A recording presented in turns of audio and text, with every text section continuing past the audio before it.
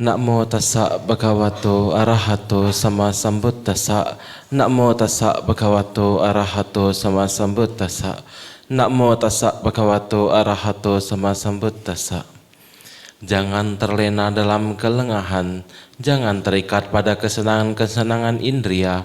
Orang yang waspada dan rajin bersamadi akan memperoleh kebahagiaan sejati.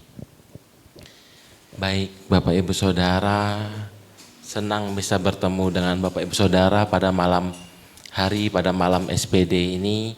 Jadi sebelum saya mungkin menguraikan dhamma Bapak Ibu Saudara, izinkan saya memperkenalkan diri terlebih dahulu. Ya, Bapak Ibu Saudara, nama saya adalah Biku Gasanto. Asli saya dari Bali. Nah, mungkin pada malam hari ini saya menguraikan dhamma dengan bahasa Indonesia. Ya.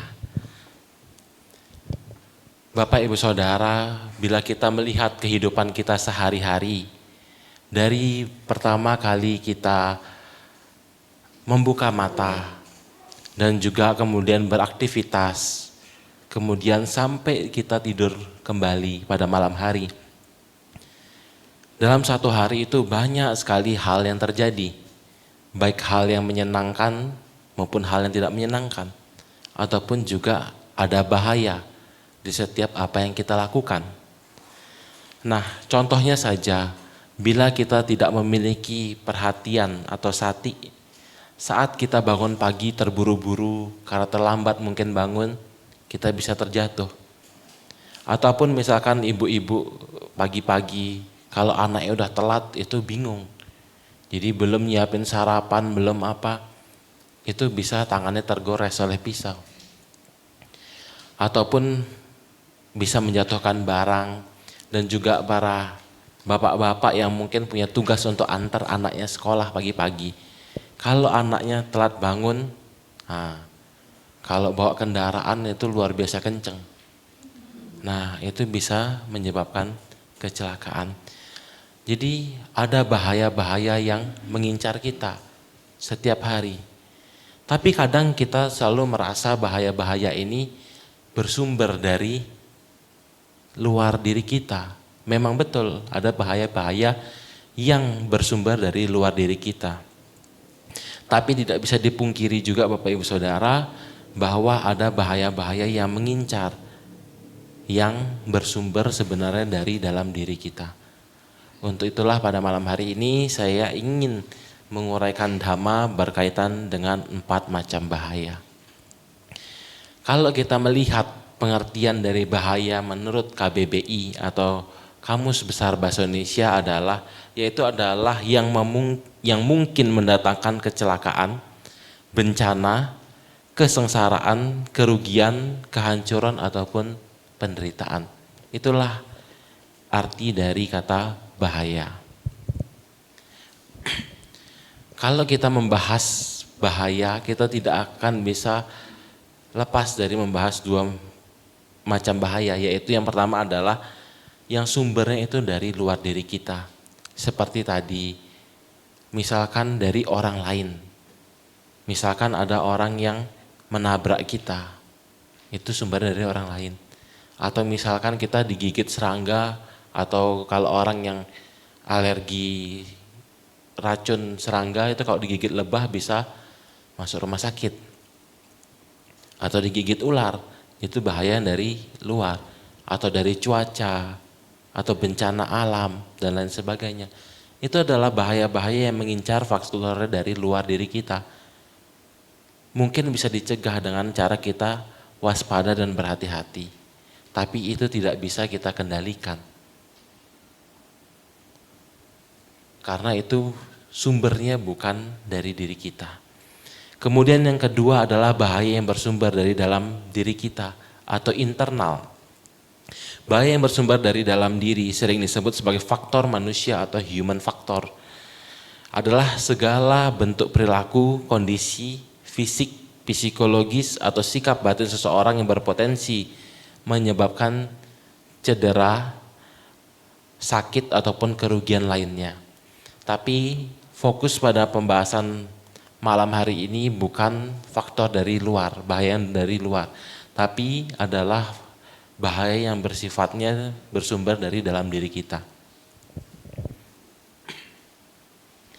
4 macam bahaya. Dalam Umi Bhaya Sutta, dalam Anguttara Nikaya, Sang Buddha menggunakan perumpamaan tentang gelombang yang dimana bisa menyeret seseorang untuk terus terjerat pada penderitaan dan menghalangi menuju pada kebebasan. Terutama ditujukan kepada para biku, samanera atau orang-orang yang hidup sebagai pabajita. Karena hal-hal 4 bahaya ini bisa menyeret seorang biku atau orang yang hidup sebagai pabajita untuk ingin kembali hidup sebagai perumah tangga. Tapi ajaran Sang Buddha tentang 4 bahaya ini tentu juga bisa diaplikasikan atau dapat diambil manfaatnya bagi para Bapak Ibu Saudara yang hidup sebagai umat berumah tangga. Yang pertama adalah bahaya ombak atau kemarahan dan kejengkelan. Muncul ketika tidak mau menerima nasihat ataupun teguran karena tersinggung ataupun marah. Yang kedua adalah bahaya dari buaya atau kerakusan. Ketidakmampuan menahan keinginan terutama terhadap makanan. Kemudian adalah yang ketiga adalah pusaran air atau kenikmatan dari indria. Kesenangan duniawi berupa harta, fasilitas dan juga kenikmatan panca indera, yaitu yang bersumber dari mata yaitu penglihatan, kuping dari pendengaran, lidah adalah perasa dan juga sentuhan fisik. Kemudian adalah yang keempat adalah bahaya dari ikan buas. Nafsu indera terhadap lawan jenis. Tidak mampu mengendalikan nafsu terutama terhadap lawan jenis. Jadi banyak yang menyangka ini adalah perempuan. Kadang kalau dengar hati-hati ada hiu, kalau Bante yang ngomong begitu, itu berarti kadang diartikan sebagai wanita. Tapi bukan hanya wanita sebenarnya. Tapi terhadap lawan jenis. Bagi wanita adalah seorang laki-laki, bagi seorang laki-laki adalah wanita. Bahaya ombak atau kemarahan, kejengkelan, tidak mau ditegur atau dinasehati. Mungkin saya ingin membuka dengan kisah dari Bante Dewadatta. Bapak Ibu Saudara, adik-adik juga mungkin tidak asing dengan namanya Bante Dewadatta. Bante Dewadatta ini adalah seorang biku yang masih kerabat dekat juga dari Sang Buddha. Dan Bante Dewadatta ini bukan biku yang sembarangan. Ia memiliki kesaktian atau abinya. Sehingga ia bisa berubah. Misalkan pengen jadi orang tua bisa, menjadi anak kecil bisa. Karena itulah dia juga memiliki banyak pengikut. Tapi dia masih tetap merasa iri dan tidak suka kepada Sang Buddha. Karena Sang Buddha itu mendapatkan penghormatan lebih daripada dirinya dan dia ingin sangga itu untuk dipimpin oleh dirinya. Sehingga waktu itu ia memohon kepada Sang Buddha untuk bahwa kepemimpinan sangga ini agar diserahkan kepada dirinya. Karena ia merasa bahwa Sang Buddha sudah terlalu lama memimpin sangga. Sehingga ia ingin menjatuhkan Sang Buddha dengan memberikan usulan yang pasti akan ditolak oleh Sang Buddha dan bisa akhirnya mengkritik Sang Buddha. Ia mengusulkan kepada Sang Buddha untuk selamanya para biku tidak boleh menerima dana makan dari umat, hanya boleh dari hasil pindapata. Jadi maksudnya tidak boleh menerima undangan makan dari umat. Kemudian untuk selamanya para biku tidak boleh menerima jubah, tapi harus dapat dari pamsukula, yaitu kain buangan, yang dimana sumbernya adalah kain pembungkus mayat. Kemudian untuk selamanya para biku hanya boleh tinggal di dalam hutan, tidak boleh di perkampungan atau perkotaan. Untuk selamanya para biku tidak boleh tidur di atas atap, seperti atap begini, itu tidak boleh. Hanya boleh di bawah pohon. Sang Buddha menolak usulan itu. Dan mempersilahkan bagi para biku untuk bila ingin menjalankan latihan yang lebih keras seperti tadi, itu dipersilahkan, yaitu dengan cara namanya praktik dutangga atau latihan yang lebih keras. Itu dijabarkan oleh Sang Buddha dengan 13 aturan tambahan. Nah, tapi Sang Buddha tidak mewajibkan para biku untuk seperti yang disarankan oleh Dewadatta. Dan Dewadatta mendapatkan nasihat dari Sang Buddha. Karena hal itu, Dewadatta menjadi sangat marah dan ingin membunuh Sang Buddha sebanyak 3 kali. Yang pertama, ia menyewa 7 orang pemanah untuk memanah Sang Buddha, tapi gagal karena cinta kasih yang dimiliki Sang Buddha. Sehingga para pembunuh ini malah menghormat kepada Sang Buddha dan mendapatkan pembabaran Dhamma yang pada akhirnya membawa mereka pada tingkat kesucian Sotapanna. Kemudian yang kedua adalah menjatuhkan batu yang sangat besar dari atas tebing.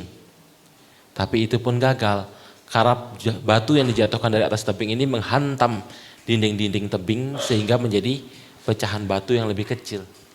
Tapi pecahan batu yang lebih kecil ini akhirnya menusuk kaki Sang Buddha hingga kaki Sang Buddha menjadi berdarah. Seorang sama Sang Buddha, Bapak Ibu Saudara, tidak akan pernah bisa dibunuh karena kebajikan yang sangat luar biasa yang dimiliki oleh seorang sama Sang Buddha. Tapi seorang sama Sang Buddha masih bisa dilukai.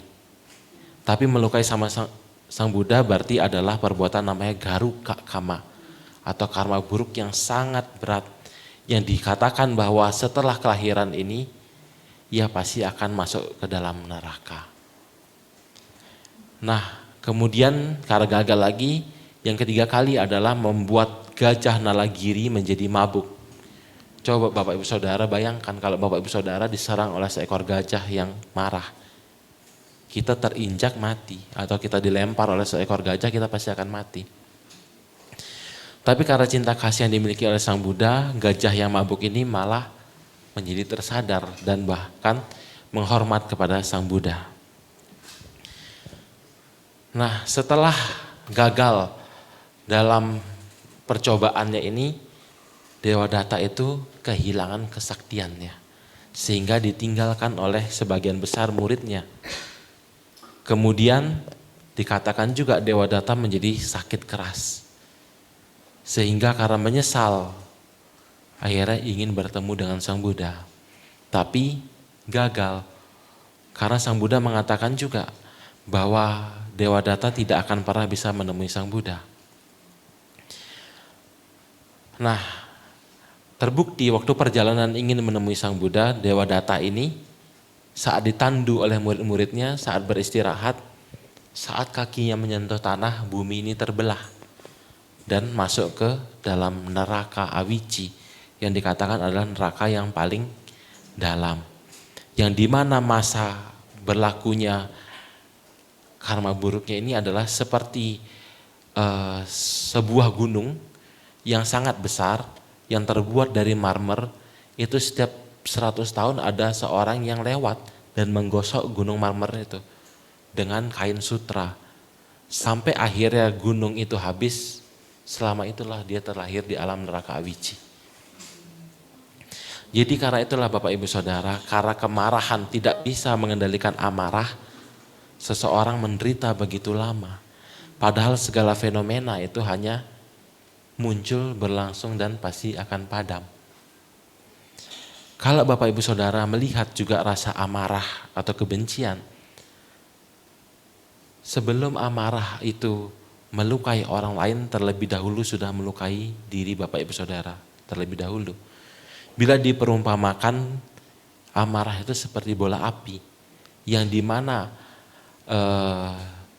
bola api itu kalau kita pegang, sebelum kita lempar ke orang lain dan mengenai orang lain, bara api itu telah membakar tangan kita terlebih dahulu. Itulah amarah. Coba Bapak Ibu Saudara saat marah, bagaimana perasaan Bapak Ibu Saudara? Apakah senang? Kalau orang yang marah terlalu menggebu-gebu itu sampai di dalam sini rasanya panas. Dan pikiran kita diisi dengan hal-hal yang buruk. Ingin melukai, menjatuhkan, mencelakai. Dan itu pun tidak akan mungkin membuat kita menjadi nyaman. Itulah Bapak Ibu Saudara bahaya dari kemarahan. Kemudian adalah kerugian bila seseorang terjebak pada kemarahan. Yang pertama adalah ilmu dan wawasan menjadi tidak berkembang. dengan luas. Karena menutup diri dari nasihat dan kritik, Anda akan sulit untuk memperbaiki kesalahan diri sendiri. Sehingga pertumbuhan ilmu dan wawasan terhambat dan menjadi sulit untuk berkembang. Yang kedua adalah orang yang awalnya peduli menjadi tidak peduli lagi. Coba kita sebagai orang, Bapak Ibu Saudara, yang tidak mau dinasehati. Orang yang awalnya mungkin kerabat dekat, keluarga kita yang awalnya peduli terhadap diri kita. Takut kita celaka atau mengalami kesusahan dengan cara memberikan nasihat atau kritik. Tapi karena kesombongan kita menolak dan kita menunjukkan ekspresi tidak suka ataupun marah. Mungkin sekali dua kali orang masih akan berusaha untuk memberikan nasihat kepada kita. Tapi lama kelamaan orang juga capek. Dan juga orang merasa, loh saya kan niatnya baik, kenapa dia jadi marah ke saya? Saya tidak memberikan nasihat ke dia juga saya tidak rugi. Yang rugi adalah dirimu sendiri. Lama-lama orang juga akhirnya menjadi cuek. Kemudian adalah menjadi dijauhi. Coba Bapak Ibu Saudara, ada yang mau dekat dengan orang yang pemarah, gampang tersinggung? Tentu tidak mau. Kita mau dekat dengan orang yang sabar. Gampang untuk diajak berbicara, diajak berdiskusi. Ya mungkin saat Bapak Ibu Saudara memiliki harta, jabatan, kekuasaan, Bapak Ibu Saudara mau berlaku seperti apapun, kadang orang masih akan mendekat. Karena apa? Karena masih menginginkan sesuatu dari kita atau timbal balik. Tapi kalau Bapak Ibu Saudara sudah tidak memiliki harta atau kekuasaan, siapa yang mau dekat-dekat dengan orang seperti ini? Orang akan cenderung untuk menjauh.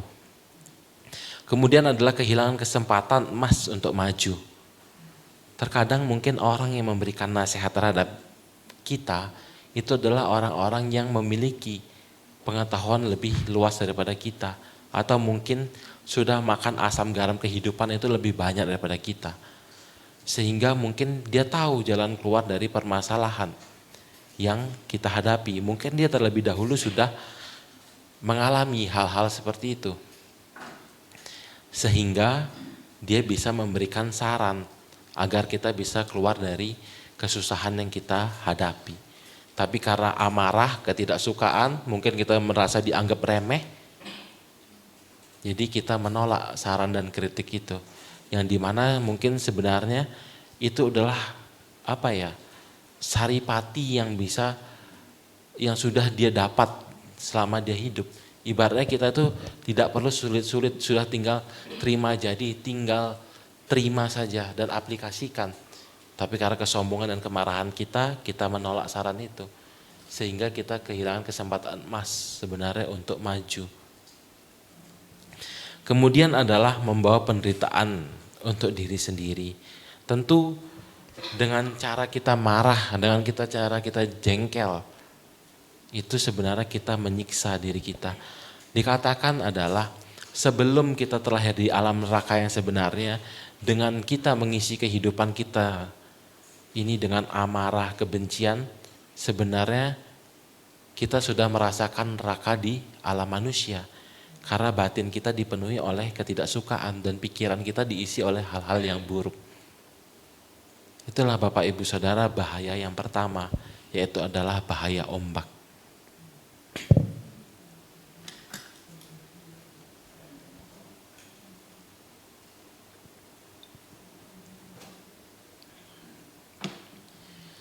Yang kedua adalah bahaya dari kerakusan. Bahaya ini saya juga ingin buka dengan kisah dari Raja Pasenadi dari Kosala. Raja Pasenadi Kosala ini adalah seorang raja yang dimana ia adalah seorang raja yang sangat berbakti terhadap Buddha Sasana atau Buddha Dhamma dan Sangha. Raja Pasenadi ini adalah penyokong dari Sang Buddha dan para biku. Nah, dan dia juga sangat menghormati Sang Buddha. Suatu hari Raja Pasenadi ini sedang makan. Namanya seorang raja, dia makan sesuka-sukanya dia. Dan makan secara mewah dikatakan. Mau makan seberapa pun juga bisa. Nah, Raja Pasenadi ini makan dikatakan sebakul nasi dan juga lauk kari yang juga sama banyaknya. Sehingga ia kekenyangan. Nah, setelah ia selesai makan, dia melihat Sang Buddha yang setelah selesai makan juga. Nah, dan dia buru-buru untuk menghormat kepada Sang Buddha dan ingin memberikan penghormatan kepada Sang Buddha. Nah, badan dari Raja Pasenadi Kosala ini juga agak berisi. Apalagi habis itu setelah makan kenyang, akhirnya dia buru-buru menghadap Sang Buddha dan bernamaskara. Saat selesai bernamaskara itu Sang Buddha melihat bahwa nafas dari Raja Pasenadi Kosala ini terengah-engah. Sehingga Sang Buddha memberikan nasihat. Ketika seseorang senantiasa penuh perhatian, mengetahui kecukupan makan yang ia makan, penyakitnya berkurang. Dan ia menua dengan lambat dan menjaga kehidupannya. Itulah nasihat yang diberikan oleh Sang Buddha. Nah, saat Sang Buddha memberikan nasihat ini, ada seorang pemuda di belakang Raja Pasenadi Kosala yang bernama Sudasana. Raja Pasenadi meminta kepada Sudasana untuk mengulang nasihat dari Sang Buddha setiap kali ia makan. Dan Sudasana ini mengulang nasihat Sang Buddha setiap kali Raja Pasenadi makan. Sehingga raja ini menjadi makan dengan porsi yang sedikit. Dan juga akhirnya bisa menjadi lebih kurus dan lebih sehat. Itulah kisah dari Raja Pasenadi Kosala, Bapak Ibu Saudara. Kemudian kerugian bila kita terjebak pada bahaya ini adalah loba atau keserakahan akan berkembang. Atau ketidakpuasan. Orang yang serakah akan selalu merasa kekurangan. Apapun yang ia dapat tidak akan pernah cukup, yang menyebabkan ketidaktenangan batin. Coba orang yang serakah ingin makan, misalkan dia senang lauk ayam goreng, tapi cuma dibolehin makan 1 atau 2. Kan dia secara batin tidak puas. Sehingga batinnya itu akan diisi dengan rasa kesal. Karena apa? Keinginannya tidak terpenuhi. Jadi kalau dibiarkan terus-menerus, tidak dikendalikan rasa serakah ini, makin lama akan semakin jadi. Awalnya mungkin kecil, seperti halnya kita kalau naik pesawat, kadang ada maskapai yang memberikan permen. Sebenarnya mungkin kalau dalam perjalanan itu kita makan 1 atau 2 cukup. Tapi karena serakah, ambil sebanyak-banyaknya. Segenggam. Atau bahkan bak kresek sudah persiapan dulu. Bak kresek, isi sebanyak-banyaknya. Itulah rasa serakah tanpa kita sadari. Mungkin halnya sepele. Iya, maskapai tidak akan rugi, tidak akan bangkrut. Kalau kita ambil sebaskom pun permennya tidak akan bangkrut. Iya, tapi kita membiarkan keserakahan kita untuk terus berkembang. Dan itu akan menjadi bahaya pada akhirnya untuk diri kita. Kemudian adalah terkena penyakit. Coba Bapak Ibu Saudara lihat. Orang zaman dulu itu sakit bukan karena kelebihan makanan. Tapi karena kekurangan makanan. Jadi kelaparan. Terus kekurangan nutrisi. Coba kalau Bapak Ibu Saudara lapar. Itu sakit atau tidak? Saat kita terlalu lapar itu adalah perasaan sakit. Tapi terlalu kenyang juga adalah perasaan yang sakit. Coba Bapak Ibu Saudara makan sebanyak-banyaknya. Itu rasanya begah. Nafas saya susah. Nah, itu juga adalah perasaan sakit. Kemudian coba lihat orang zaman sekarang. Sakit gula. Sakit asam urat. Kolesterol tinggi. Itu karena apa? Hipertensi juga. Untuk selamanya itu minum obat kalau udah orang-orang seperti itu. Itu karena apa? Coba kalau Bapak Ibu Saudara kalau udah asam urat, cobalah makan emping melinjo. Besok pagi mau turun dari tempat tidur, mantap itu. Atau enggak orang yang sudah punya tensi tinggi. Makan durian lah berlebihan. Besok pagi kenceng di sini udah. Itulah Bapak Ibu Saudara, karena orang kalau terlalu serakah akhirnya bisa menjadi sakit. Padahal kalau kita makan itu, coba kalau kita makan, misalkan apa yang kita suka, duren, nah kita makan duren. Sebentar aja kita minum teh atau minum apa yang lain, rasa dari makanan yang kita makan hilang juga. Ngapain itu dikejar, harus dipuasin sedemikian rupa. Padahal besok-besok kalau kita sehat kita bisa makan lagi. Kemudian adalah boros. Nah ini yang untuk yang muda-muda nih biasa nih. Tanpa kita sadari, yang muda-muda ini coba orang zaman dulu tuh ngopi sehari berapa kali? Sekali, 2 kali, pagi sebelum berangkat kerja atau setelah santai pada sore hari. Saat sudah pulang kerja di teras ngopi, biar rileks. Coba anak muda zaman sekarang, sehari 4 kali, 3 kali, belinya apa? Starbucks, kopi kenangan, terus apalagi yang di kafe-kafe. Coba 1 kali beli kopi itu berapa harganya? 35.000, 40.000. Coba dikaliin sehari berapa kali, uangnya sudah berapa. Padahal uang dengan nominal segitu untuk makan sehari juga bisa. Coba beli nasi bungkus atau beli di warung atau masak sendiri. Bisa untuk berhari-hari bahkan uang itu. Sudah boros dari pengeluaran, boros lagi kalau sakit. Sudah boros bonus sakit. Kalau udah sakit mau keluarin uang berapa banyak untuk berobat. Itulah Bapak Ibu Saudara, karena tidak bisa kita mengendalikan keinginan kita berkaitan dengan makan, pada akhirnya membawa pada penderitaan untuk diri kita sendiri. Kemudian adalah mendorong perbuatan tercela. Coba kalau orang sudah serakah, apa-apa merasa kurang. Apa aja dihalalkan untuk mendapatkan apa yang dia inginkan. Yang simpel aja kita bahas tentang makanan. Itu ada ayam goreng, makan satu biji aja ya, bagi-bagi sama yang lain. Nah karena takut ketahuan, ambil dulu ayam 1, tutup pakai nasi. Nah, baru ambil lagi 1, biar gak kelihatan. Tapi jadi dapatnya 2. Nah itu kan tadi ambil berapa? 1. Nah, itu sudah berbohong. Kita jadi tidak peduli dengan jatah orang lain. Itulah kalau kita menjadi serakah Bapak Ibu Saudara. Kemudian itu kan kita juga sebenarnya korupsi jatah yang bukan sebenarnya milik kita. Kita ambil untuk kesenangan atau memuaskan keinginan kita. Kemudian adalah rasa empati atau kepedulian terhadap orang akan semakin rendah. Orang yang serakah cenderung memiliki simpati yang rendah.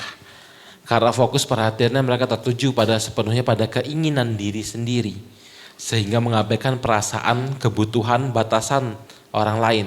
Sifat serakah membuat seseorang menempatkan kepentingan di atas segalanya, seringkali menggunakan strategi yang tidak etis demi mendapatkan apa yang diinginkan tanpa peduli dampaknya.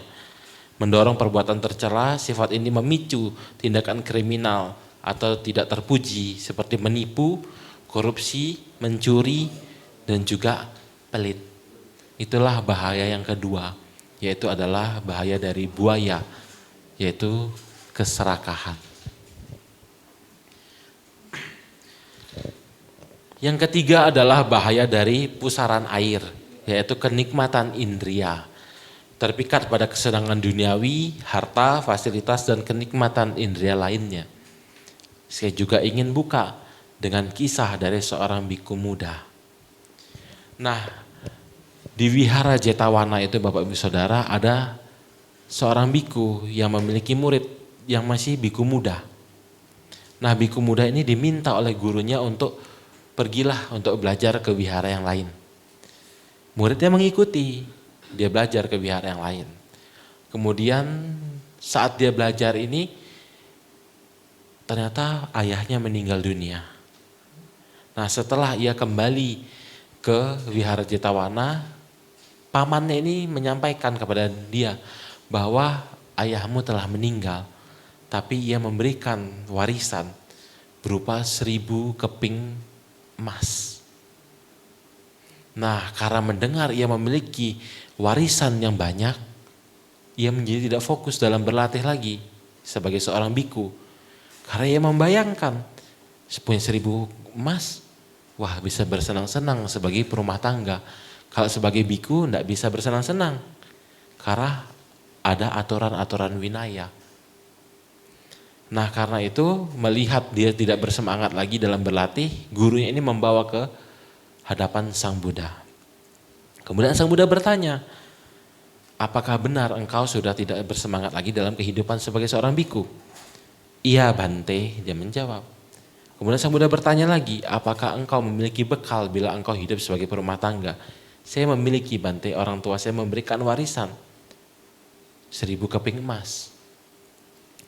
Kemudian Sang Buddha bertanya lagi, apakah itu cukup bila menjadi bekalmu sebagai seorang perumah tangga? Karena sebagai seorang perumah tangga, engkau juga harus memiliki modal untuk bekerja. Zaman dulu harus punya lembu atau sapi untuk membajak sawah. Belum lagi memiliki rumah, memiliki pakaian, memiliki berbagai macam hal, perabotan. Itu tentu juga tidak murah. Kemudian Sang Buddha menjelaskan, bila engkau terjerat pada kesenangan indria berkaitan dengan fasilitas, harta dan lain sebagainya, maka engkau tidak akan pernah puas. Dikatakan sebagai raja di dunia atau raja Cakrawati sebutannya, itu pun yang ia bisa memanggil hujan emas dan hujan berlian juga tidak pernah merasa puas dengan harta yang dia miliki.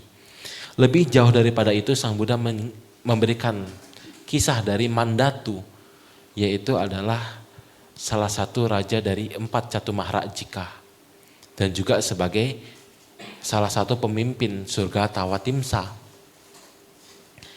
Nah, Mandatu ini masih tidak puas dengan apapun kesenangan-kesenangan surgawi yang ia dapat. Bahkan ia ingin melengsarkan raja para dewa yaitu Saka. Agar apa? Agar surga Tawatimsa hanya menjadi miliknya dan semua kesenangan surgawi menjadi miliknya. Tapi keinginannya itu tidak pernah tercapai sehingga ia menjadi begitu menderita. Nah, sebagai seorang dewa, kalau sinar dari kedewaan ini sudah meredup dan mulai menunjukkan tanda-tanda penuaan, berarti kehidupannya sebagai seorang dewa itu tidak lama. Itulah yang terjadi pada Mandatu, yaitu sinar kedewaannya itu menjadi redup dan sudah mulai menjadi tua. Terbukti tidak lama setelah itu ia meninggal di alam dewa dan terlahir sebagai manusia. Dan ia terlahir sebagai manusia juga tidak lama, akhirnya meninggal. Itulah Bapak Ibu Saudara, kalau kita terus mengejar kesenangan berupa harta, fasilitas dan kesenangan-kesenangan indrawi, itu tidak akan pernah terpuaskan. Mau seberapapun itu juga tidak pernah puas. Kemudian adalah kerugian bila kita terjebak pada bahaya ini adalah yang pertama adalah tidak pernah merasa cukup. Nah, Bapak Ibu Saudara kalau kita ngikutin kemauan kita, adalah beli HP, ini cukuplah. Saya sudah habis ini tidak ganti HP lagi. Lihat coba habis itu ada teman atau siapa yang beli HP lebih bagus. Wah kok bagus ya, akhirnya pengen juga. Jadi pada akhirnya keinginan itu tidak akan pernah terpuaskan. Yang mungkin awalnya kita memiliki sepeda motor, sudah bahagia. Tapi lihat tetangga, kerabat bisa beli mobil, pengen beli mobil. Berusaha dengan giat bisa beli mobil. Tapi habis itu lihat lagi orang bisa beli mobil lebih mewah. Pengen lagi, berusaha lagi, dapat lagi. Lihat artis atau selebgram bisa beli, atau anak konglomerat bisa naik helikopter, pengen juga seperti itu. Kalau nggak terpenuhi apa? Akhirnya menderita.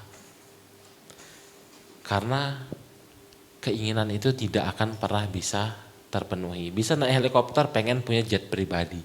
Nah, sudah bisa naik jet pribadi, mungkin pengen yang lebih gede lagi. Tidak akan pernah puas. Ketakutan bertambah dan kekhawatiran juga bertambah. Ketakutan ini bertambah karena apa? Karena takut tidak mendapatkan atau kehilangan apa yang sudah diperoleh. Jadi coba kalau kita sudah sangat kaya, terus tiba-tiba kita kehilangan perusahaan kita, itu luar biasa stresnya. Ataupun kita tidak mendapatkan penghasilan atau omset kita menurun saja, kita sudah panik, takut, cemas. Ataupun kita misalkan punya HP, punya kendaraan yang mewah. Kalau harta itu hilang, bagaimana? Atau misalkan saja kita parkir, misalkan punya mobil Ferrari di depan, Alphard mungkin. Nah, parkir di depan. Kadang kita juga khawatir. Takut apa? Takut dicuri orang. Ataupun takut dirusak orang lain. Jadi apa? Dengan kita memiliki banyak kesenangan itu sebenarnya akan semakin banyak ketakutan. Yang kemudian adalah pemborosan atau konsumtif. Nah, kita misalkan memiliki pekerjaan yang mungkin pakai HP yang 2 juta, 3 juta itu cukup dari segi kegunaan. Tapi lihat temannya beli iPhone terbaru, beli HP Samsung yang bisa dilipat. Nah, ingin, akhirnya apa? Dibeli. Apakah itu tidak pemborosan? Apakah itu tidak konsumtif? Yang dimana sebenarnya kita tidak terlalu butuh, tapi hanya mengikuti keinginan atau kemauan. Yang dimana itu juga pasti tidak ada habisnya. Kemudian adalah menimbulkan pikiran yang tidak bermanfaat. Menimbulkan pikiran-pikiran yang jahat, serakah untuk mendapatkan apa yang diinginkan dan menimbulkan pikiran iri. Sehingga pikiran akan diisi oleh hal-hal yang tidak baik. Kemudian adalah menghalalkan segala cara. Ambisi untuk menumpuk kekayaan seringkali mendorong seseorang melakukan tindakan seperti korupsi ataupun menipu. Karena apa? Karena ingin lihat orang lain iri, ingin seperti orang itu. Tapi kalau dengan cara yang fair atau cara yang benar, mau kerja sampai kapan untuk bisa mendapatkan harta itu? Pada akhirnya menghalalkan segala cara, yaitu dengan cara menipu dan juga korupsi. Pada akhirnya keserakahan itu menjebak kita pada penderitaan. Iya, kalau tidak tertangkap. Kalau tertangkap apa? Nama baik hancur. Belum lagi hukuman penjara dan lain sebagainya. Bukan hanya kita yang akhirnya menderita, tapi orang-orang yang kita cintai akhirnya menjadi khawatir dan juga menjadi menderita karena cemas terhadap kita.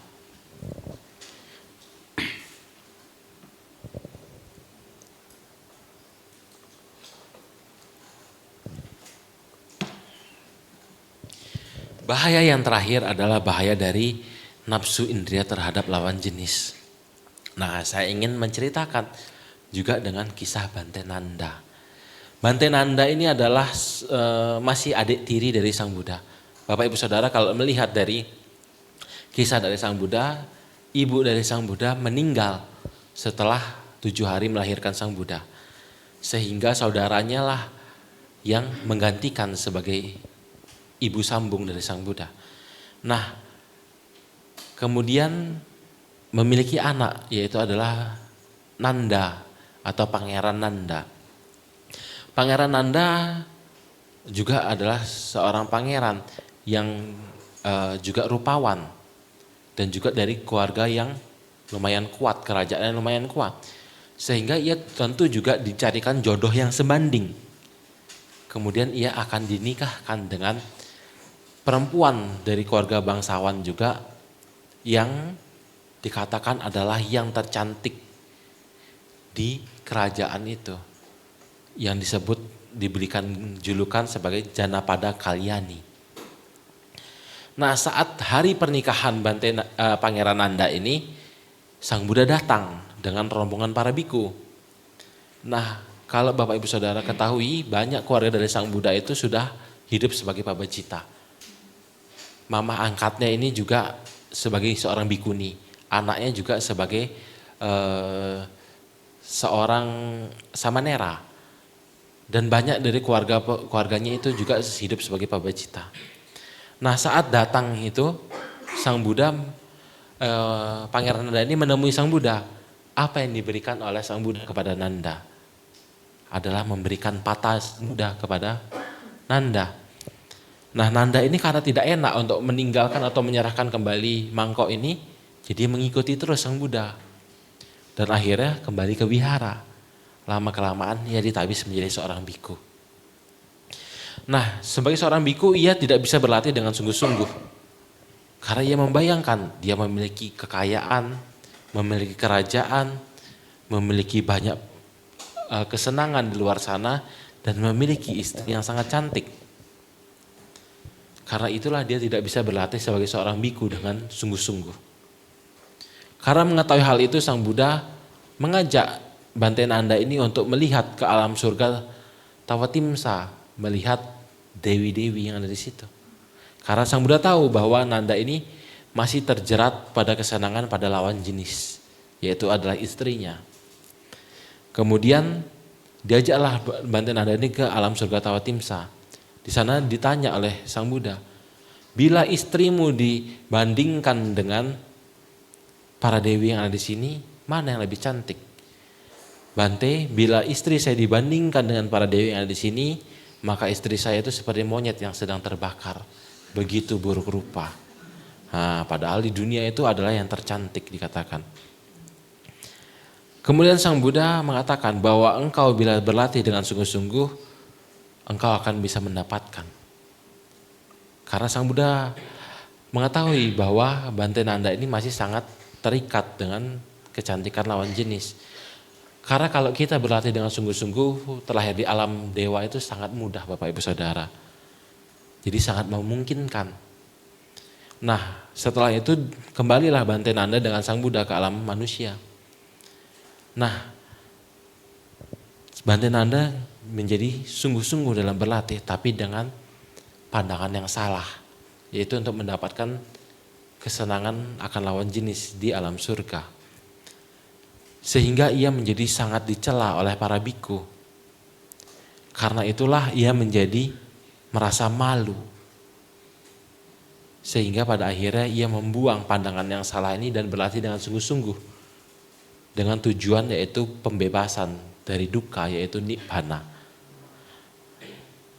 Terbukti setelah ia berlatih dengan sungguh-sungguh dengan pandangan yang benar, ia bisa mencapai tingkat kesucian arahanta. Nah, itulah Bapak Ibu Saudara kisah dari Bante Nanda. Apa kerugian bila kita terjebak pada bahaya yang ini? Adalah hilang fokus seperti Bante Nanda. Orang yang sudah terikat pada kesenangan terhadap lawan jenis tidak akan bisa fokus dengan apa yang dia kerjakan. Fokus perhatian kita secara otomatis beralih dan terkunci pada orang yang kita sukai. Jatuh cinta mempengaruhi area otak yang sama dengan seperti orang yang menggunakan obat-obatan terlarang, jadi seperti kecanduan. Menciptakan ketergantungan emosional yang kuat, penurunan kemampuan berpikir secara rasional. Kombinasi dari reaksi kimia ini menyebabkan seseorang menjadi kurang rasional karena otak lebih mengutamakan emosi dibandingkan logika. Sehingga kita menjadi susah fokus dengan apa yang kita lakukan dan kita kerjakan. Kemudian yang kedua adalah kehancuran reputasi ataupun karir. Saya ingin juga memberikan kisah singkat saja tentang seorang CEO dari Nestle. Bapak Ibu Saudara tahu Nestle, perusahaan Nestle? Susu beruang itu produk dari Nestle. KitKat itu dari Nestle, Denkau itu dari Nestle. Dan taraf dari perusahaan ini bukan nasional tapi internasional dan juga termasuk perusahaan besar di dunia. Nah, ada seorang laki-laki, dia bekerja 39 tahun di perusahaan Nestle untuk menjabat sebagai CEO. Tapi karena ketahuan berselingkuh dengan bawahannya, ia seketika langsung dipecat. Bahkan tidak mendapatkan apapun sebagai penunjang atau lain halnya. Karena apa? Karena isu-isu seperti ini bisa mengguncang perusahaan yang bertaraf sangat besar. Karena bisa menyebabkan turun nilai saham. Coba Bapak Ibu Saudara ini bayangkan 39 tahun mengabdi untuk bisa berada di posisi itu, seberapa banyak keringat, air mata dan tenaga yang harus dikeluarkan untuk bisa duduk di kursi CEO. Beban kerja yang seperti apa yang dia harus hadapi. Tapi karena kesalahannya ini, seketika dia langsung kehilangan segalanya. Belum lagi nama baiknya menjadi hancur karena ketahuan dan diberhentikan secara tidak hormat. Itu kan malu luar biasa. Kemudian adalah perasaan bersalah atau takut. Coba kita kalau sudah tidak setia pada pasangan, saat kita menyembunyikan sesuatu, kita akan merasa bersalah ataupun takut. Iya, mungkin orang tidak melihat, tapi ada satu yang melihat, yaitu diri kita sendiri. Apapun yang kita lakukan, diri kita sendiri yang mengetahui. Jadi orang yang kalau sudah berselingkuh, ia akan selalu merasa bersalah. Karena dia tahu bahwa apa yang dia lakukan adalah perbuatan yang tidak baik. Kemudian adalah perceraian atau perpisahan. Kalau sudah rumah tangga itu diterpa oleh perselingkuhan, ya mungkin masih bisa dimaafkan, tapi rasa percaya itu sudah berkurang. Sehingga kita melakukan kesalahan sedikit, kita bisa dicurigai. Lama-lama pasti akan menimbulkan perceraian. Dan biasanya ini sulit untuk dimaafkan. Sehingga siapa yang rugi? Diri kita yang dulunya memiliki keluarga yang bahagia menjadi hancur. Yang sebenarnya anak kita bisa bahagia, anak kita menjadi kehilangan sosok orang tua. Dan juga seseorang anak itu juga berbeda dari orang memiliki orang tua yang utuh dengan tidak memiliki orang tua yang utuh. Jadi mendapatkan perhatian, kasih sayang dan pendidikan yang berbeda juga. Pada akhirnya karena ketidakmampuan kita dalam mengendalikan diri membawa pada penderitaan bagi diri kita sendiri dan orang lain. Setelah kita mengetahui bahaya-bahaya ini, bagaimana cara mengatasinya? Yang pertama adalah dengan cara praktik dana atau melepas.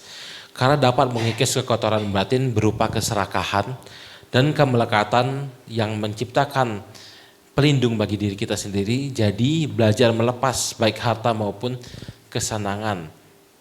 Karena apa? Kalau kita melepas harta, itu sebenarnya adalah praktik yang paling mudah daripada praktik sila dan juga meditasi. Orang lebih akan cenderung mau berdana daripada suruh duduk meditasi. Nah, dengan kita terbiasa membagi apa yang kita miliki, sebenarnya kita sedang mengikis keserakahan yang kita miliki. Coba kalau orang yang sudah sering berdana, ia juga tidak akan rakus, ia juga tidak akan serakah. Sehingga sebenarnya itu juga mengatasi bahaya dari keserakahan. Kemudian adalah praktik dari kemoralan. Karena bila kita merawat sila dengan baik, kita menjadi terbiasa untuk mengendalikan diri kita, memiliki pengendalian diri yang baik. Jadi orang yang sudah terbiasa mengendalikan diri, kalau disuruh marah juga dia memiliki alarm. Saat marah dia mengetahui dirinya sedang marah. Dan dia juga tidak mungkin menjadi serakah. Dan lain sebagainya. Jadi dengan kita memiliki pengendalian diri, kita bisa mengendalikan diri dari bahaya-bahaya tadi. Kemudian adalah praktik samadhi atau meditasi. Bapak Ibu Saudara, meditasi Buddhis itu berbeda dengan praktik meditasi yang lain di luar sana. Banyak meditasi di luar sana. Tapi meditasi Buddha atau Buddhis ini memiliki satu ciri khusus, yaitu adalah selalu memiliki objek. Baik itu nafas, cinta kasih, perlindungan terhadap sifat Buddha, Dhamma, dan Sangha, objek kasina atau cahaya, itu selalu ada objek. Yang dimana membawa pada kesadaran pada saat ini. Karena apa? Pikiran manusia saat kita duduk itu pasti akan mengembara. Ia memiliki dua kecenderungan, bahwa ia akan selalu menyesali masa lampau dan juga merencanakan atau mengkhawatirkan masa depan. Coba Bapak Ibu Saudara perhatikan pikiran Bapak Ibu Saudara. Ini Bantenya setelah selesai ini saya mau makan di tempat itu, atau habis ini saya mau pulang, habis itu saya mau nonton. Nah, itu pikiran merencanakan masa depan. Ataupun waduh, Bante menjelaskan tentang ini, kenapa ya saya dari dulu terjebak pada bahaya ini, jadi timbul penyesalan. Itulah kecenderungan pikiran. Tapi dengan kita fokus pada meditasi, yaitu memegang objek, saat pikiran mengembara, kita tarik kepada objek meditasi. Saat kita mulai fokus pada nafas, pikiran, waduh, habis ini enaknya makan ini, tarik pada objek kembali. Dengan secara tidak sadar Bapak Ibu Saudara sedang mengajarkan pikiran kita untuk fokus atau memiliki konsentrasi. Dengan memiliki konsentrasi kita terbiasa mengendalikan pikiran. Dengan kita terbiasa mengendalikan pikiran, maka kita saat pikiran kita diisi oleh hal-hal yang negatif, kita bisa mengalihkan pikiran kita kepada hal-hal yang positif. Sehingga dengan memiliki pikiran yang baik, maka perilaku dan ucapan kita juga pasti akan terkendali. Karena dikatakan oleh Sang Buddha, pikiran itu adalah pelopor. Kalau pikiran kita diisi dengan hal-hal yang negatif, maka hasil dari perbuatan dan ucapan kita juga pasti negatif. Dengan pikiran kita diisi dengan hal-hal yang baik, maka perilaku dan ucapan kita juga diisi dengan hal yang baik. Itulah makanya pentingnya praktik meditasi Bapak Ibu Saudara. Kemudian adalah yang terakhir adalah praktik pengembangan panya atau kebijaksanaan. Panya yang dimaksud di sini adalah Bapak Ibu Saudara mengetahui baik buruk dan juga mengetahui mana yang dipraktikkan itu membawa pada dukkha atau penderitaan dan mana yang dilakukan membawa pada kebahagiaan. Dengan cara apa? Dengan cara memiliki pengetahuan. Pengetahuan yang bersumber dari apa? Yang bersumber dari pengetahuan terhadap Dhamma atau pengetahuan umum. Karena mungkin kita nggak tahu mungkin kalau di aturan di masyarakat gitu misalkan, kalau melakukan ini adalah hal yang buruk. Dengan kita memiliki pengetahuan yang luas, kita jadi mengetahui. Jadi kita terhindar juga dari hal-hal yang buruk, dicela ataupun dimarahi oleh orang lain. Jadi pada akhirnya pengembangan panya atau kebijaksanaan ini akan sangat membantu Bapak Ibu Saudara untuk keluar dari bahaya-bahaya ini. Itulah mungkin yang ingin saya sampaikan pada malam hari ini. Semoga apa yang saya sampaikan pada malam hari ini bermanfaat bagi Bapak Ibu Saudara sehingga Bapak Ibu Saudara bisa praktik Dhamma dengan lebih baik. Akhir kata, Sabesata Bantu Sekitata, semoga semua makhluk berbahagia.